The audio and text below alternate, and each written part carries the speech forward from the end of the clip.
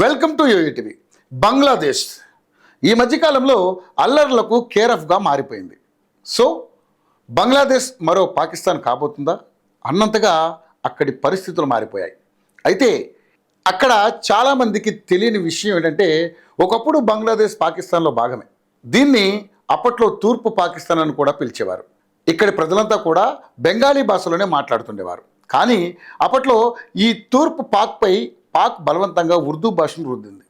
దీన్ని సహించిన తూర్పు పాక్ నాయకుడు షేక్ మజ్మూర్ రెహమాన్ అంటే షేక్ హసీనా తండ్రి, ఈయన పాకిస్తాన్కు వ్యతిరేకంగా ఒక పెద్ద ఉద్యమాన్ని ప్రారంభించారు.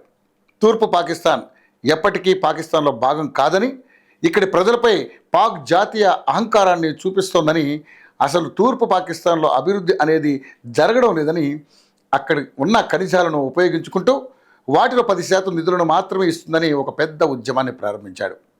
ఉద్యమాన్ని ప్రారంభించడమే కాకుండా పాక్ సైన్యానికి వ్యతిరేకంగా ఒక సాయుధ గ్రూపును కూడా తయారు చేశాడు.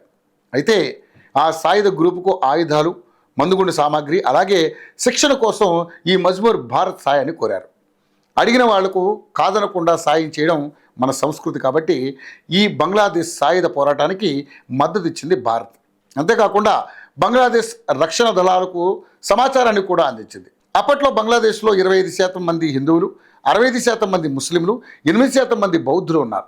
అయితే తూర్పు పాకిస్తాన్లోని స్వతంత్ర సమరయోధులకు భారత్ అన్ని విధాలుగా సాయం చేస్తుందని తెలుసుకున్న పాకిస్తాన్ ప్రభుత్వం బంగ్లాదేశ్లోని హిందువులపై దాడులను మొదలుపెట్టింది. హిందువులను చంపడం, హిందువుల ఇండ్లను తగలబెట్టడం, హిందువుల ఆస్తులను లూటీ చేయడం వంటి దుర్మార్గాలకు అప్పటి పాకిస్తాన్ సైనికులు ఒడిగట్టారు. దీంతో ఇక మరో దారి లేని ఈ బంగ్లాదేశ్ హిందువులు వేల సంఖ్యలో పొట్ట చేత్తో పట్టుకుని కట్టుబట్టలతో వీళ్ళంతా బంగ్లాదేశ్ వదిలి భారత్కు వచ్చేశారు. ఇలా వచ్చిన హిందువులు భారత్లో వివిధ ప్రాంతాలకు వెళ్ళిపోయారు. వీళ్లలో 10,000 బంగ్లాదేశ్ హిందూ కుటుంబాలు ఉత్తరప్రదేశ్ ప్రాంతంలో సెటిల్ అయ్యాయి. ఇక ఈ హిందువులు దాదాపుగా 2017 వరకు కూడా నరకం అంటే ఏంటో చూశారు. ఆ తర్వాత బీజేపీ అధికారంలోకి వచ్చింది. యోగి ఆదిత్యనాథ్ సీఎం కావడంతో అక్కడి పరిస్థితులన్నీ కూడా పూర్తిగా మారిపోయాయి. 2018 నుంచి ఈ బంగ్లాదేశ్ హిందువులకు మొదటిసారి రేషన్ కార్డులను యోగి ప్రభుత్వం జారీ చేసింది. ఇక ఆ తర్వాత వాళ్లకు పెన్షన్ ఇవ్వడం ప్రారంభించాడు. ఆ తర్వాత 2019లో ఈ బంగ్లాదేశ్ హిందువుల కోసం నరేంద్ర మోదీ ప్రభుత్వం సిటిజన్షిప్ యాక్ట్ను తీసుకొచ్చింది. 2023 నుంచి సిఏఏను అమల్లోకి తీసుకొచ్చారు. ఈ చట్టాన్ని ఉపయోగించుకున్న యోగి ఆదిత్యనాథ్ ఈ 10,000 బంగ్లాదేశ్ హిందూ కుటుంబాలకు మన భారతదేశ పౌరసత్వాన్ని అందించారు.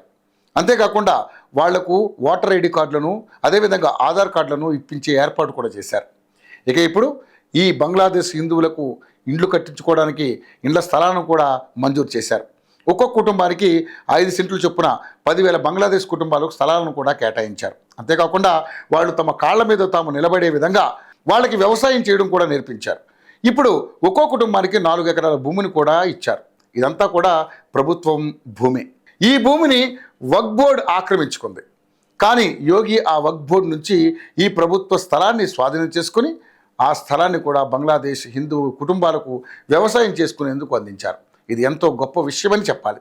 దీంతో యోగి ప్రభుత్వంలో యూపీ ప్రశాంతంగా ఉండటమే కాదు, అభివృద్ధి చెందుతుందని మరోసారి నిరూపించారు అక్కడి ప్రజలు. ఇక డబుల్ ఇంజిన్ అంటే ఇలాంటి అద్భుతాలు మరెన్నో చూడొచ్చని కూడా అంటున్నారు.